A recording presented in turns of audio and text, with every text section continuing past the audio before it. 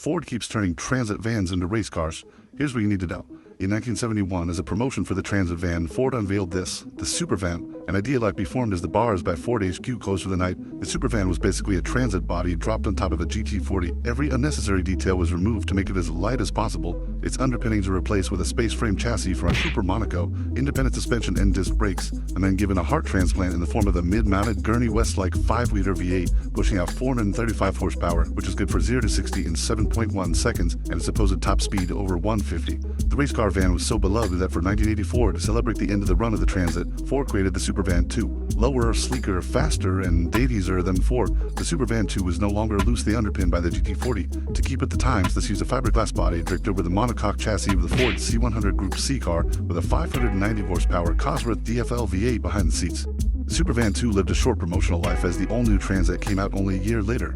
Learning slightly from their timing, Supervan 3 came as the 1994 Transit facelift was revealed. Supervan 3 sat on the same chassis as its predecessor, although this time with a new body and a 650 horsepower, 13,000 RPM, 3.5-liter Cosworth F1 engine out back.